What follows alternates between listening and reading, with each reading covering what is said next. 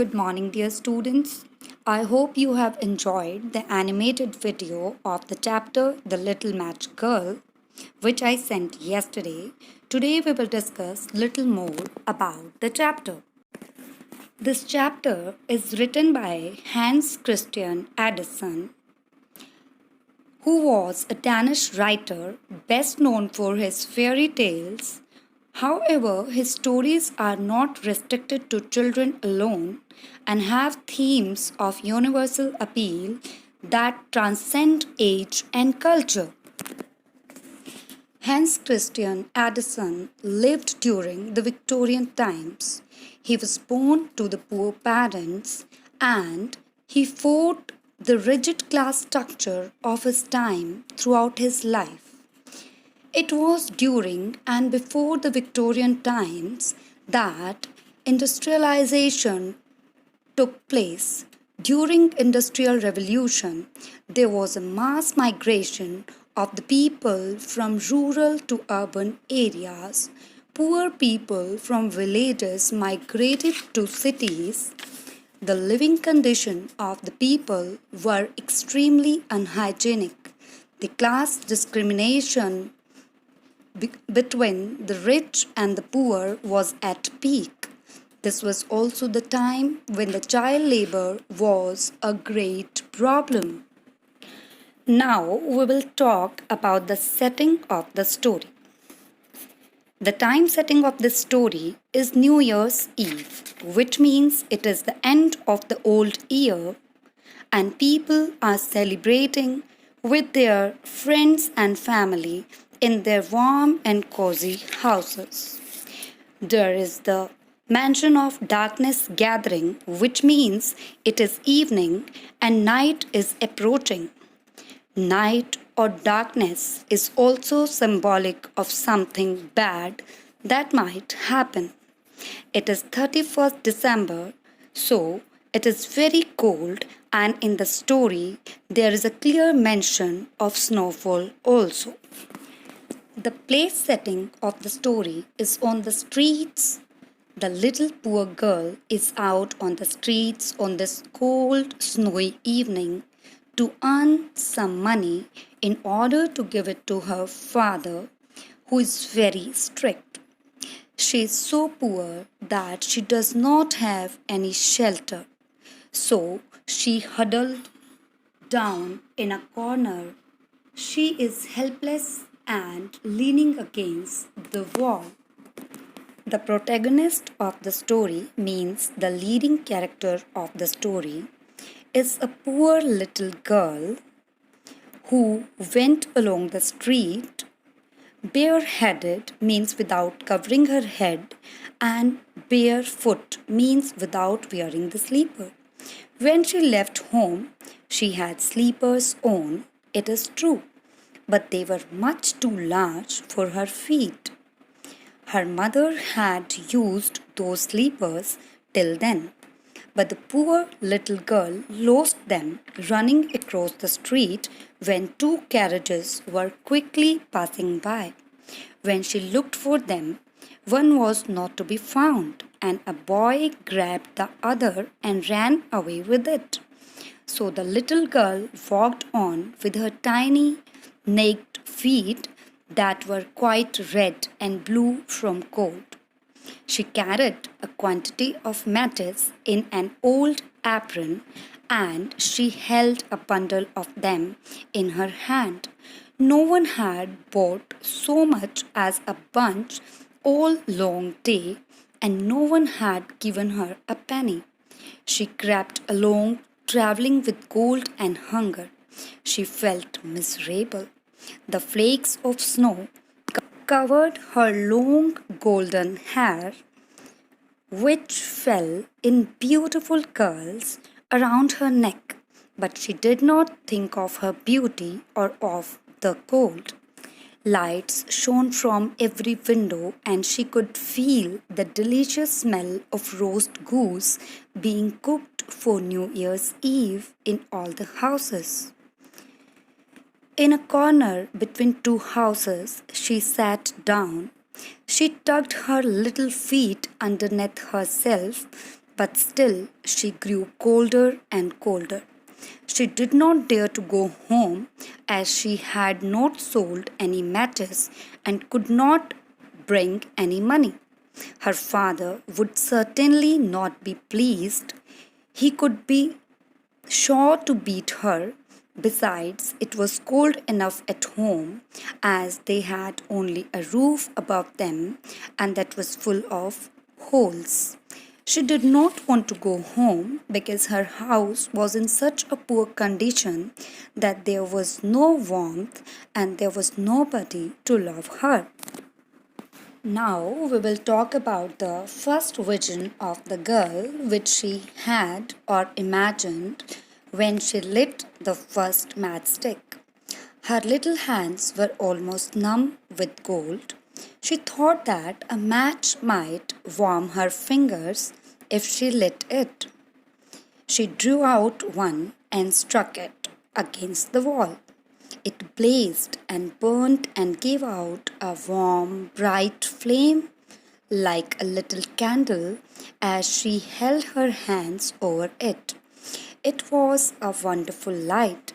It really seemed to the girl as if she sat in front of a great iron stove with a lovely fire inside it. It burned so nicely that the little girl stretched out her feet to warm them.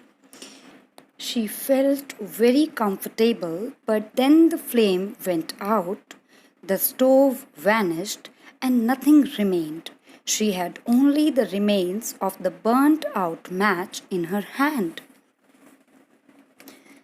Dear children, the little episode highlights the wish fulfillment of the little match girl. All through the cold evening, the girl had been thinking of a cozy place where she could warm herself. This wish of the girl is fulfilled in a kind of dream or fantasy.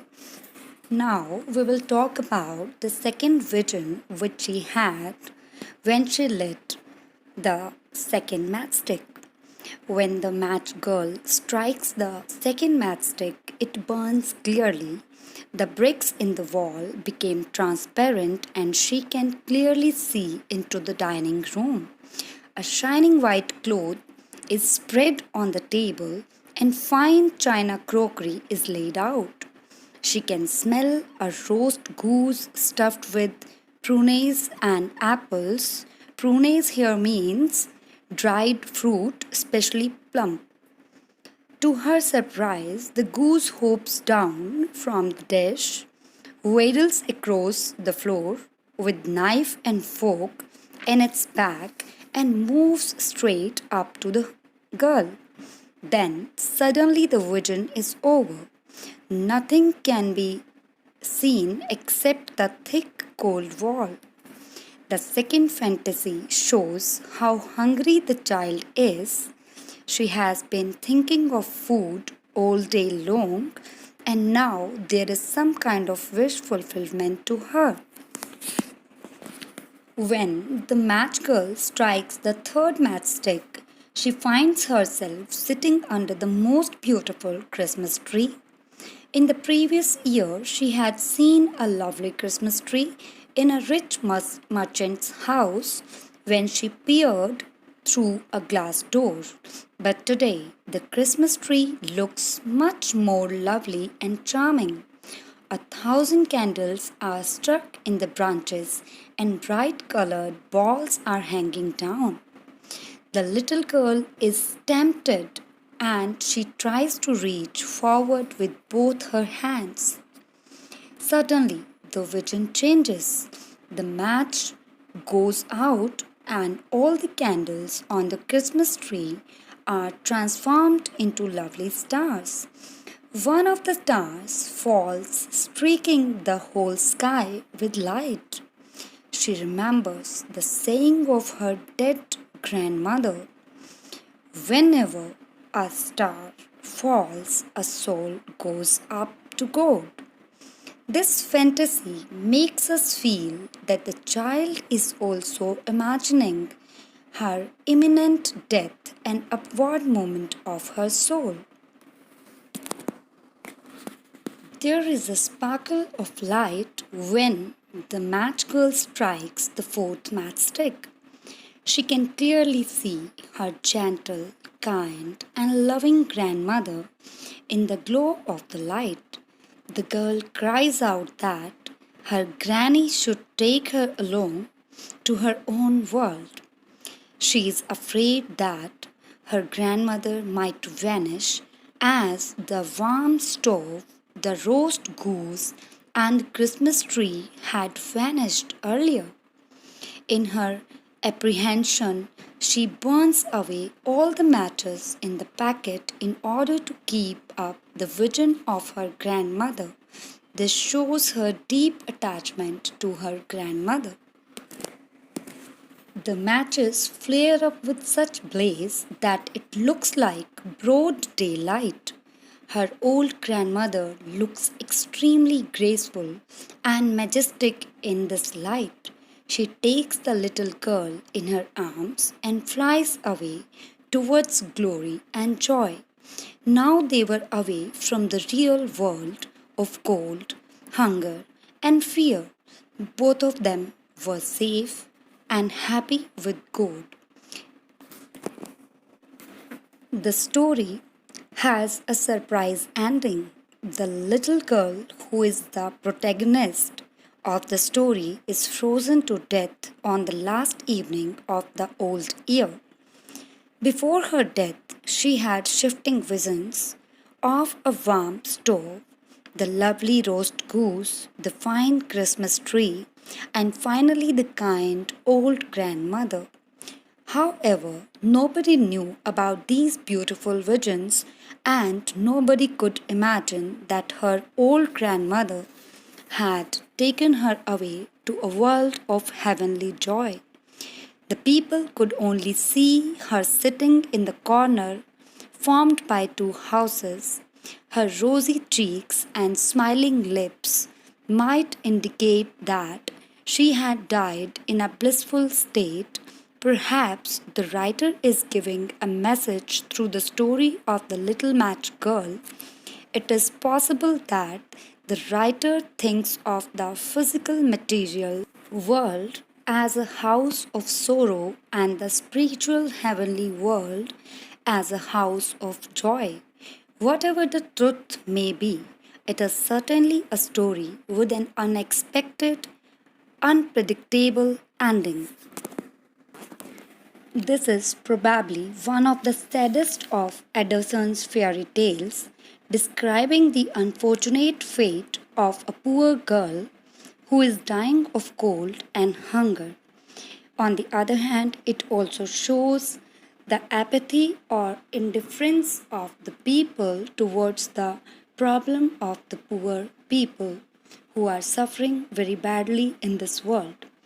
Dear children, I hope you have understood the story nicely and the lesson also which it teaches us.